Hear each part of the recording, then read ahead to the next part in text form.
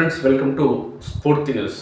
కల్వకుర్తి మున్సిపాలిటీకి సంబంధించి ఓడిపోయిన ప్రజాప్రతినిధులు అధికార కాంగ్రెస్ పార్టీకి చెందిన ముఖ్య నేతలు, ఎమ్మెల్యే ప్రధాన అనుచరుడిగా కొనసాగుతున్న వ్యక్తి అధికారిక కార్యక్రమాల్లో స్టేజ్ పైకి ఎక్కుతూ సభా కార్యక్రమాన్ని నిర్వహించడంపై ప్రతిపక్ష బీఆర్ఎస్, బీజేపీ పార్టీలకు సంబంధించిన కల్వకుర్తి మున్సిపాలిటీ కౌన్సిలర్లు తీవ్ర ఆగ్రహం వ్యక్తం చేయడం జరుగుతుంది.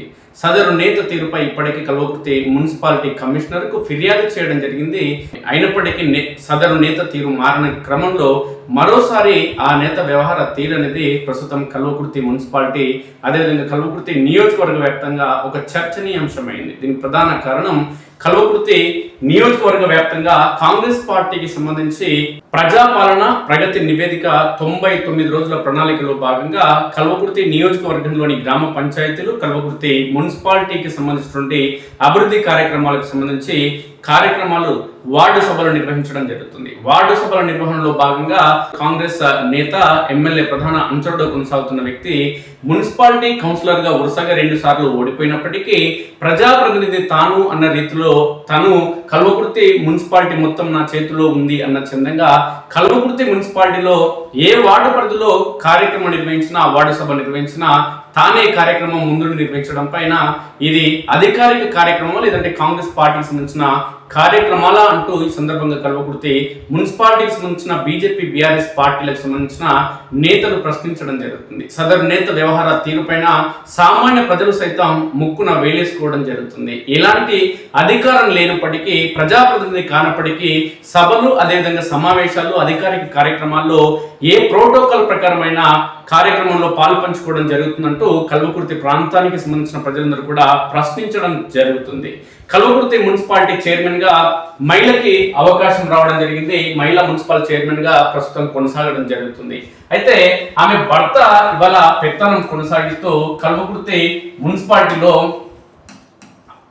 అభివృద్ధి, అదేవిధంగా కాంగ్రెస్ పార్టీకి సంబంధించిన కార్యక్రమాలన్నీ కూడా తానే ముందుండి నడిపించడం పైన సర్వత్ర చర్చ అనేది కొనసాగుతుంది. అయితే అధికార కాంగ్రెస్ పార్టీకి సంబంధించినటువంటి పాత, కొత్త కాంగ్రెస్ పార్టీకి సంబంధించిన వర్గాలు ఉన్నప్పటికీ ప్రస్తుతం ఈ నేత చెప్తేనే ఎమ్మెల్యే వింటాడు కాబట్టి, ఈ నేత సై అంటేనే ఎమ్మెల్యే నుంచి సిగ్నల్ వస్తుంది కాబట్టి ప్రస్తుతం ఈ నేత పైన ఆధారపడే ప్రస్తుతం కల్వకుర్తి మున్సిపాలిటీ అనేది కొనసాగుతుంది. అంటే ఒక రకంగా చెప్పాలంటే కల్వకుర్తి మున్సిపాలిటీ అనేది మొత్తానికి కల్వకుర్తి మున్సిపాలిటీ అనేది అంటే ఇప్పుడు ఒక రైతు తన వ్యవసాయ పొలాన్ని, అంటే వ్యవసాయం చేత కాకుంటే, లేదంటే వర్షాలు సరిగా రాదను, లేదంటే భూమి ఉన్నప్పటికీ వ్యవసాయం చేసేందుకు రాని క్రమంలో, వ్యవసాయ పనులు రాని క్రమంలో రైతులు ఏం చేస్తారంటే కౌలుకి ఇవ్వడం జరుగుతుంది. అయితే ప్రస్తుతం కల్వకుర్తి మున్సిపాలిటీని కూడా ఎమ్మెల్యే కసిరెడ్డి నారాయణ ఈ నేతకు కౌలుకి ఇవ్వడం జరిగింది. ఒక రకంగా ఇదే చర్చ ప్రస్తుతం బీజేపీ, బీఆర్ఎస్ పార్టీలకు సంబంధించిన నేతల్లో కొనసాగుతుంది. ఈ మున్సిపాలిటీకి సంబంధించి ఇందిరమ్మ ఇండ్లు కానీ, లేదంటే ఇతర పింఛన్లు కానీ, లేదంటే అధికారిక కార్యక్రమాలు కానీ, కాంగ్రెస్ పార్టీ కార్యక్రమాలు కానీ, లేదంటే ఇతర ఏ కార్యక్రమాలైనా సదరు నేత దగ్గరికి వెళ్లాల్సిందే. ఈ నేత దగ్గరికి వెళ్ళకుంటే పనులయ్యే పరిస్థితి లేదు.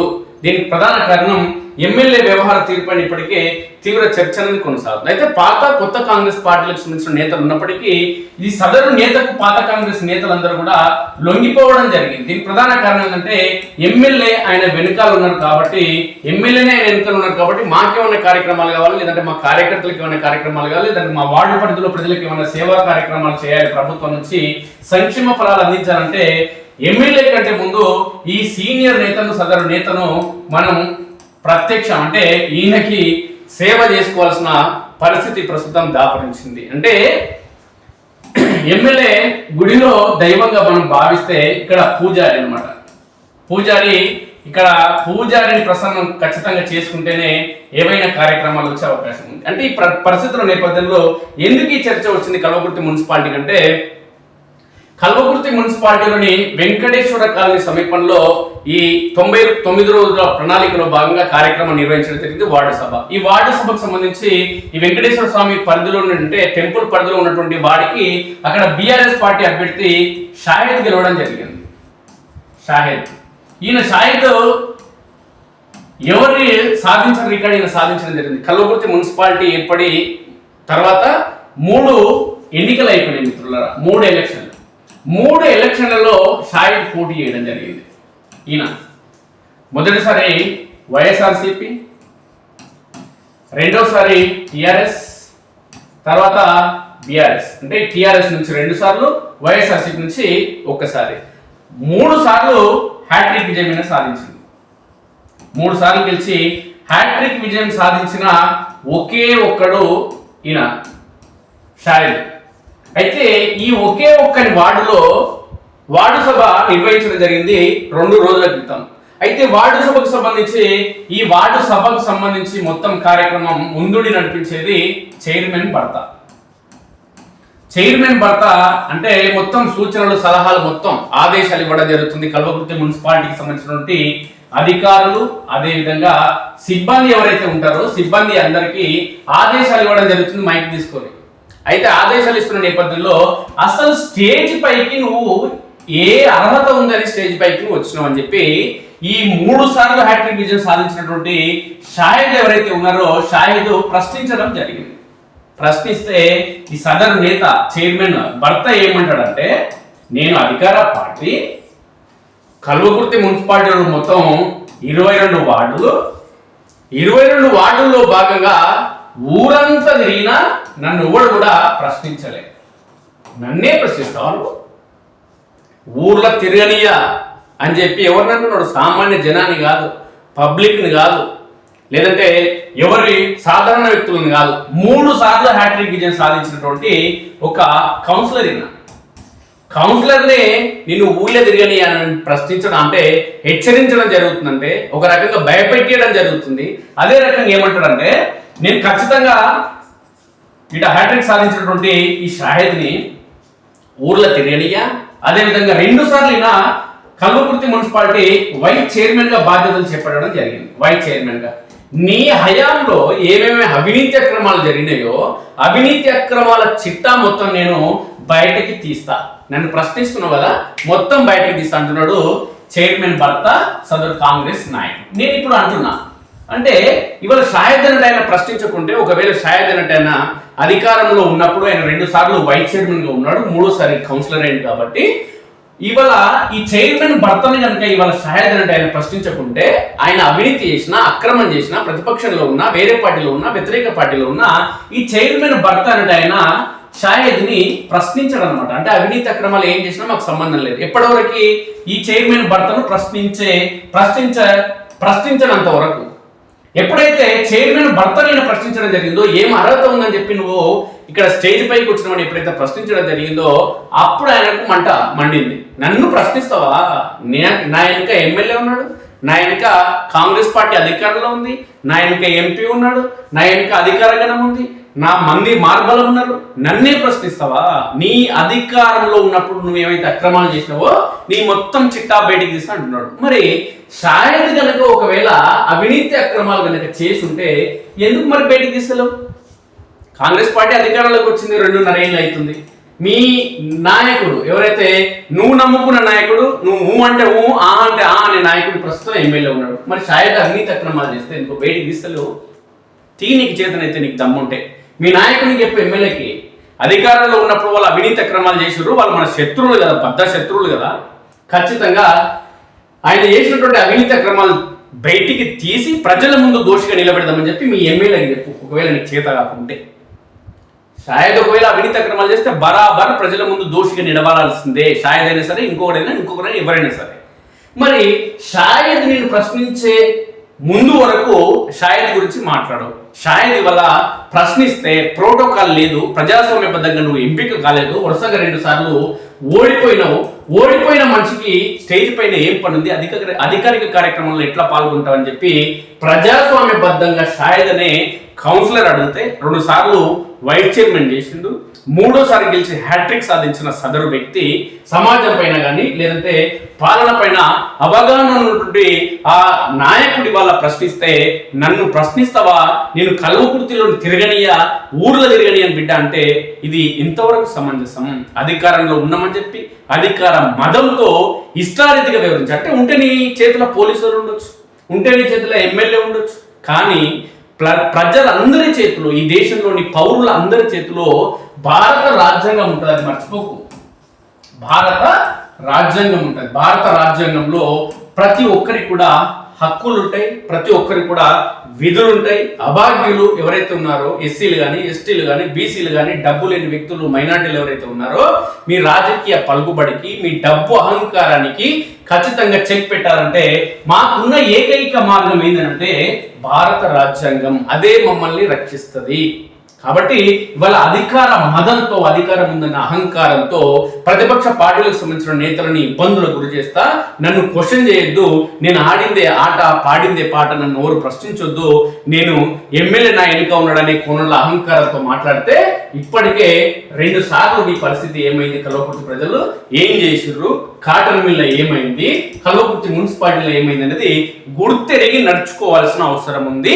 మీ శ్రేయోభిలాషులుగా మేమందరం కూడా ఫస్ట్ నుంచి చెప్పడం జరుగుతుంది. కల్వకుర్తి మున్సిపాలిటీ ఎన్నికల కంటే ముందు కూడా హెచ్చరించడం జరిగింది మన స్ఫూర్తి న్యూస్ లో, ఓడిపోతున్నావు అని చెప్పి. ఓడిపోతున్నామని ముందు జాగ్రత్త చెప్తే జాగ్రత్త పడక ఓడిపోయిన తర్వాత మమ్మల్ని ఏదో శత్రువులుగా భావిస్తే దానికి అయ్యేది లేదు, సచ్చేది లేదు. కాబట్టి కార్యక్రమాల్లో అవన్నీ రాజకీయాలు పక్కన పెడితే అధికారిక కార్యక్రమాల్లో ప్రోటోకాల్ పాటించకుండా ఇష్టారీతిగా వ్యవహరించడం అనేది సరైన పద్ధతి కాదు. కాబట్టి ఈ అవినీతి అక్రమాల గురించో లేదంటే చేసినటువంటి కార్యక్రమాల గురించో ఖచ్చితంగా ప్రతిపక్ష పార్టీడే అని కాదు, ప్రజలందరూ కూడా ప్రశ్నించడం జరుగుతుంది. ప్రజలు మిమ్మల్ని ప్రశ్నించకుండా ఉండాలంటే, ప్రతిపక్ష పార్టీలకు సంబంధించిన నాయకులు మిమ్మల్ని క్వశ్చన్ చేయకుండా ఉండాలంటే మీరు నడిచే దారి పద్ధతిగా ఉండాలి. మీరు నడిచే దారి అనేది కరెక్ట్గా ఉంటే ఎవరు కూడా ప్రశ్నించే పరిస్థితి రాదు. అదేవిధంగా మున్సిపాలిటీ కమిషనర్కు రెండవసారి ఈయన ఏ అధికారంతో అధికారిక కార్యక్రమాల్లో పాలు పంచుకోవడం జరుగుతుంది. ఒకవైపు మున్సిపాలిటీకి సంబంధించినటువంటి అధికారులు, అదేవిధంగా సిబ్బంది ఎవరైతే ఉన్నారో సిబ్బందితో ఈయన మాట్లాడడం ఏంటి, ఆదేశాలు ఇవ్వడం ఏంటి. మున్సిపాలిటీకి సంబంధించి చైర్మన్ ఆయన భార్య బాధ్యతాయుతమైన స్థానంలో ఉంది కాబట్టి ఆమెనే ఖచ్చితంగా పరిపాలన అంశాలను ఆమె చక్కదిద్దాలి, ఆమెకు మాత్రమే ఆ హక్కు ఉందనే కోణంలో కల్వకుర్తి ప్రజలు పేర్కొనడం జరుగుతుంది. ఇప్పుడు మహిళలకు 33% రిజర్వేషన్లు రావాలని చెప్పి బీజేపీ, నరేంద్ర మోడీ నాయకత్వంలోని బీజేపీ ప్రయత్నం చేయడం జరుగుతుంది. దానికోసం బిల్లు కూడా మొన్న పెట్టిన బిల్లు వెనక్కిపోయింది. ఖచ్చితంగా 1 సంవత్సరం లోపు ఖచ్చితంగా ఈ బిల్లు ఖచ్చితంగా పాస్ అవుతుంది. అంటే ఎమ్మెల్యే, ఎంపీ, అదేవిధంగా స్థానిక అంశాలతో పాటు అంటే స్థానిక ప్రజాప్రతినిధులు ఎవరైతే ఉంటారో స్థానిక ఎన్నికల్లో కూడా 33% రిజర్వేషన్లు ఇవ్వాలనే కోణంలో ప్రభుత్వాల ఆలోచన చేయడం జరుగుతుంది.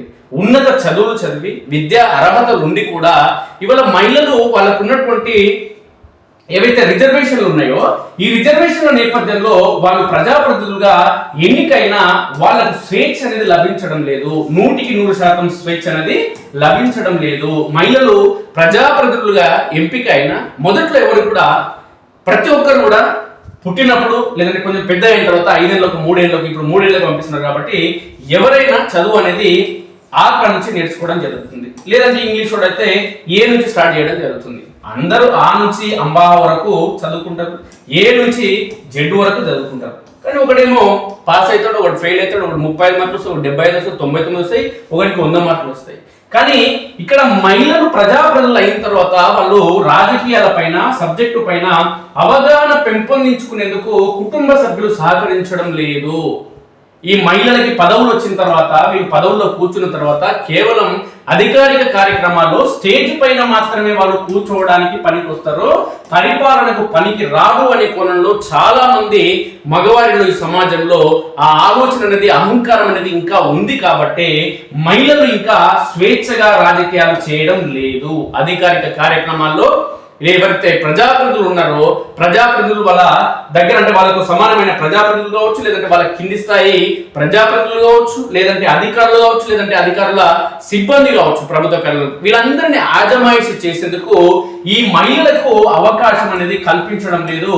వాళ్ళ భర్తలు, లేదంటే కొడుకులు, లేదంటే బావలు, లేదంటే మరుదులు, ఎవరో ఒకరు కుటుంబ సభ్యులు ఈ మహిళలు చేస్తున్నటువంటి ప్రజాప్రతినిధులు మహిళలు కొనసాగుతుంటే వీళ్ళు ముందుండి నడిపించడం జరుగుతుంది. ఈ మహిళలను కేవలం ఈ స్టేజ్ల వద్ద కూర్చోవడానికి మాత్రమే, అధికారిక కార్యక్రమాల్లో పాలు పంచుకోవడానికి మాత్రమే కొనసాగించడం జరుగుతుంది, సరైన పద్ధతి కాదు. అయితే ఈ సదరు నేత వ్యవహార తీరు అనేది ప్రస్తుతం కల్వకుర్తి మున్సిపాలిటీలో ప్రస్తుతం చర్చనీయాంశంగా మారింది. ఇప్పటికైనా మానుకో, ఈ అధికారిక కార్యక్రమాల్లో పాలు పంచుకోవడం చట్ట విరుద్ధం, ఖచ్చితంగా చట్ట విరుద్ధం. కాబట్టి చట్టం ప్రకారం ప్రతి ఒక్కరు నడుచుకోవాలి, కాబట్టి చట్టం పరిధిలో నడుచుకోవాలి. కాబట్టి ఈ అధికారిక కార్యక్రమాల్లో ఎలాంటి ప్రోటోకాల్ లేకుండా స్టేజ్ పైన కూర్చొని ప్రజాప్రతినిధులు కావచ్చు, లేదంటే అధికారులు కావచ్చు, లేదంటే అధికారిక సిబ్బందికి ఆదేశాలు జారీ చేస్తా అంటే కుదరదు. ఎందుకంటే ఇంటి దగ్గరికి వచ్చిన తర్వాత ఈ మున్సిపాలిటీ సిబ్బంది ఎవరైతే ఉన్నారో ఈ భర్త అనేక ఆదేశాలు సూచనలు ఇవ్వచ్చు. ఎందుకంటే అది అధికారిక నివాసం కాదు కాబట్టి, అవి సాధారణంగా జరుగుతాయి కాబట్టి. కానీ నేను మున్సిపాలిటీకి వస్తా, ఆదేశాలు జారీ చేస్తా, అధికారిక కార్యక్రమాల్లో పాల్గొంటా, స్టేజ్ పైన కూర్చుంటుంటే అర్హత నీకు లేదు. ఎందుకు లేదు అంటే ప్రజలు కౌన్సిలర్ గా పోటీ చేస్తే నీకు పరిపాలన పక్వత ఉందా లేదా అంటే అది పక్కన పెడతాం. కానీ నీ సేవలు మాకు అవసరం లేదు నాయన అని చెప్పి ఓడించడం జరిగింది కాబట్టి ఇంటికాడ కూర్చోవడం ఉత్తమమైన పని. ఎందుకంటే నీ సేవలు కల్వకుర్తి ప్రజలకు అవసరం లేదు. అవసరం లేనప్పుడు మనం ప్రజలు ఇచ్చే తీర్పును గౌరవించి ఇంటి దగ్గర కూర్చుంటే మంచిది. ఇంటి దగ్గర కూర్చుంటే మనకు గౌరవం అనేది ఉంటుంది. అధికారం లేకున్నా మనం చొచ్చుకోపోయి నాకు అధికారం ఉందనే కోణంలో అధికార పార్టీకి సంబంధించిన నేతని అని చెప్పి, ఎమ్మెల్యే మనిషిని అని చెప్పి, ఇప్పటికే మీకు ఏమైంది, ఈ ఎమ్మెల్యే క్యాంప్ ఆఫీస్ అనేది మీకు రాసిచ్చిండు ఎవరు, కసిరెడ్డి నారాయణ రెడ్డి. గుర్తా? అదే బాండ్ పేపర్ మీద రాసిచ్చినట్టే మొత్తం పొద్దున లేస్తే అన్ననే కూర్చోవాలి. ఎవరు ఎమ్మెల్యే క్యాంప్ ఆఫీస్ అంటే అప్పుడున్నటువంటి బీఆర్ఎస్ పార్టీలదో లేదంటే ఇప్పుడున్నటువంటి కాంగ్రెస్ పార్టీలదో కాదు. అది ఒకసారి గుర్తించుకోవాలి నాయకులంతా. ఎమ్మెల్యే క్యాంప్ ఆఫీస్ అంటే ఎమ్మెల్యే అక్కడ వచ్చి ఉంటే కల్వకుర్తి నియోజకవర్గానికి సంబంధించిన ప్రజలందరూ కూడా క్యాంప్ ఆఫీస్ కు రావాలి, వాళ్ళ సమస్యలు చెప్పుకోవాలి, వాళ్ళ ఏమైనా లెటర్లు ఉంటే ఇచ్చుకోవాలి, సీఎం రిలీఫ్ ఫండ్ చెక్కులున్నా తీసుకోవాలి. అంటే అధికారిక కార్యక్రమాలకు సంబంధించి రాష్ట్ర ప్రభుత్వం చేస్తున్నటువంటి ప్రజలకు చేస్తున్నటువంటి సేవలకు సంబంధించి ఏవైనా అవసరాలు ఉంటే ఎమ్మెల్యే మనం గెలిపించుకున్న ప్రజాప్రతినిధులు కాబట్టి, ప్రజలు ఓట్లేసి గెలిపించుకున్న నాయకుడు కాబట్టి నాయకుడు అందుబాటులో ఉండాలి. ఏదో ఒక దగ్గరానికి ఇక ఉండేందుకు అవకాశం ఉంటది. కాబట్టి ఎమ్మెల్యే క్యాంప్ ఆఫీస్ అనేది కేసీఆర్ కట్టించడం జరిగింది లక్షల కోట్ల రూపాయలు వెచ్చించి. ఎందుకంటే అంతకుముందు ఆర్ఎండ్బి గెస్ట్ హౌస్ లేదంటే పార్టీకి సంబంధించిన కార్యకర్తల ఇండ్ల వద్దనే ఎమ్మెల్యేలు కూర్చున్నట్టు. కానీ ఈ పరిస్థితి బాగాలేదు, ఖచ్చితంగా ఎమ్మెల్యేలకి ఎమ్మెల్యే క్యాంప్ ఆఫీస్ ఉండాలని చెప్పి ఎమ్మెల్యే నిర్మిస్తే ఇవి ఏమైతున్నాయంటే పార్టీ ఆఫీసులు అవుతున్నాయి. ఈ క్యాంప్ ఆఫీసులు అనేది ఎమ్మెల్యే క్యాంప్ ఆఫీసులు పార్టీ ఆఫీసులు. అప్పుడు బీఆర్ఎస్ ఉన్నా గంతే, కాంగ్రెస్ వాళ్ళు బీజేపీ వాళ్ళు పోయేది కాదు. ఇప్పుడు కాంగ్రెస్ వాళ్ళు ఉన్నా ఇప్పుడు బీజేపీ వాళ్ళు బీఆర్ఎస్ వాళ్ళు వచ్చే పరిస్థితి లేదు. ఈ నాయకులకు ఇది ఒక అడ్డా అయింది. ఛాయ్ తాగడానికి, సిగరెట్లు తాగడానికి, రియల్ ఎస్టేట్ వ్యాపారాలు మాట్లాడుకోవడానికి, లేదంటే ఈ పంచాయతీలు ఏమైనా వస్తాయి కదా, భార్యాభర్తల పంచాయతీలు, పోలీస్ స్టేషన్ పంచాయతీలు, ఇవి వస్తే ఇవన్నీ ఈ పంచాయతీలకు సంబంధించి సెటిల్మెంట్ చేయడానికే ఈ ఎమ్మెల్యే క్యాంపు కార్యాలయం అనేది ఒక అడ్డాగా మారింది తప్ప ఏం లేదు. ఈ ఎమ్మెల్యే కార్యాలయాన్ని ఉపయోగించుకో, సదరు నేత ఉపయోగించుకో. ఎందుకంటే తెలంగాణ రాష్ట్ర వ్యాప్తంగానే కాకుండా దేశవ్యాప్తంగా ఉన్నటువంటి ఈ క్యాంప్ ఆఫీసులు కావచ్చు, పార్టీ కార్యక్రమాలు కావచ్చు, పార్టీ కార్యక్రమాలకు సంబంధించినటువంటి కార్యాలయాలు పూర్తిగా వాళ్ళ వ్యక్తిగత ఆ కార్యక్రమాలు కానీ వాళ్ళు వినియోగించుకోవడం జరుగుతుంది. అది చట్ట వ్యతిరేకమైన. కాబట్టి ఈ ఎమ్మెల్యే క్యాంప్ కార్యాలయాన్ని ఎమ్మెల్యే మీకు రాసిచ్చింది కాబట్టి దీన్ని నువ్వు దాన్ని ఎట్లైనా ఉపయోగించుకో. ఛాయ్ తాగుతావా, ఇంకేం తాగుతావా, నీ ఇష్టం, అది పక్కన పెట్టు. కానీ ఈ అధికారిక కార్యక్రమాలకు సంబంధించి స్టేట్ పైకి ఎక్కే అర్హత నీకు లేదని ప్రజలు ఇక్కడ ఓట్ల దగ్గర తీర్పు ఇవ్వడం జరిగింది. ఇంటికాడ కూర్చో నాయన అని చెప్పి తీర్పు ఇచ్చారు. కాబట్టి గౌరవంగా ఇంటికాడ కూర్చుంటే ప్రజల్లో ఉన్న గౌరవం అనేది ఉంటుంది. లేదంటే ఉన్నది ఉంచుకున్నదన్నీ కూడా ఊసిపోతాయి. తస్మత్ జాగ్రత్త. ఇవన్నీ కూడా మన స్ఫూర్తి న్యూస్ లో వచ్చే వార్తలు కూడా మీ బాగు కోసమే. మీరు చేసే తప్పిదాలు బయటికి వస్తున్న తరుణం, భవిష్యత్తులో ఇంకా చేయొద్దు, ఇంకా చేయొద్దు, ఇంకా చేయొద్దు, ఇంకా చేయొద్దు అని చెప్పడానికి సంబంధించిన అంశాలు, ప్రజల మనోభావాలకు సంబంధించిన అంశాలే మన స్ఫూర్తి న్యూస్ లో రావడం జరుగుతుంది. కాబట్టి ప్రజల అభిష్టం మేరకు మన స్ఫూర్తి అన్ని వార్తలను ప్రసారం చేయడం జరుగుతుంది. కాబట్టి ఇప్పటికైనా ఇలాంటి ప్రజా వ్యతిరేక కార్యక్రమాలు ఏవైతే ఉన్నాయో, చట్టానికి విరుద్ధంగా నిర్వహించే కార్యక్రమాలు ఏవైతే ఉన్నాయో, ఈ దుకాణం మొత్తం బంద్ చేసుకో.